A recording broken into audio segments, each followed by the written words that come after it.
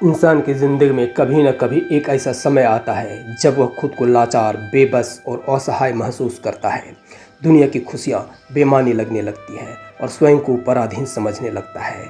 वह अब तक जिन लोगों पर राज करता था, अपने उंगलियों के इशारे पर नचाता था, उन्हीं के हाथों कठपुतली बनने का भय, भविष्य का खौफनाक मंजर उसे बेचैन करता है। अंदर से वह टूट सा जाता है। भविष्य के अंधेरे में खुद को समर्पित होता देख जीवन से हार मान लेता है। ठीक उसी प्रकार आन बान शान और स्वाभिमान का प्रतीक पक्षीराज, बाज जो अपने खास अंदाज के लिए जाना जाता है। बाज के वे अंदाज जो उसे अन्य पक्षियों से अलग और ख़ास बनाता है। वह 12 किलोमीटर की ऊंचाई पर आसानी से उड़ सकता है, जहां अन्य पक्षियां सोच भी नहीं सकता।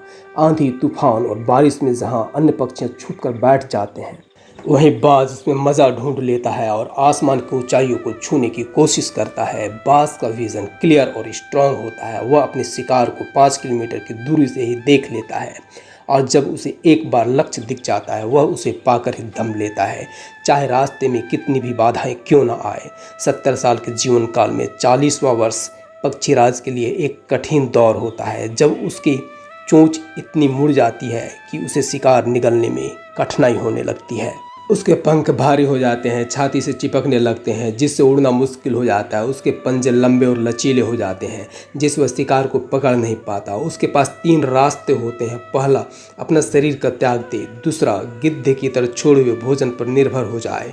तीसरा, बाउंस बैक यानी पुनर्स्थापित करने का, आसमान के सीना को चीर कर उड़ने का और स्वाभिमान से जीने का, जो अत्यंत पीड़ादायी और कष्टकारी होता है। बाज इन तीनों में से पीड़ादायी विकल्प को चुनता है। वह पास में सबसे ऊंची चोटी पर पहुंच जाता है, वहां पर अपना घोंसला बनाता है और फिर शुरू होता है परेशानियों को जड़ से उखाड़ आसमान में उड़ने का सफ़र।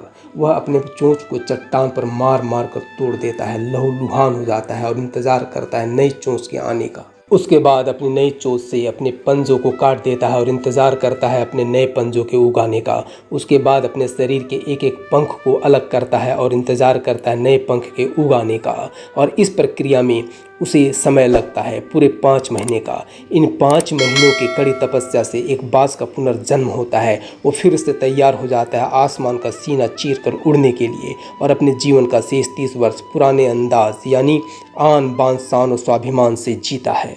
यदि आप भी बाज की तरह अपने क्षेत्र में सफलता की बुलंदियों को छूना चाहते हैं, तो हताशा, निराशा, बेबसी को अपने अंदर से बाहर निकालिए और बाज की तरह धैर्य, लगन और संघर्ष को गले लगाइए। तभी बाज की तरह सफलता की उड़ान भर पाएंगे।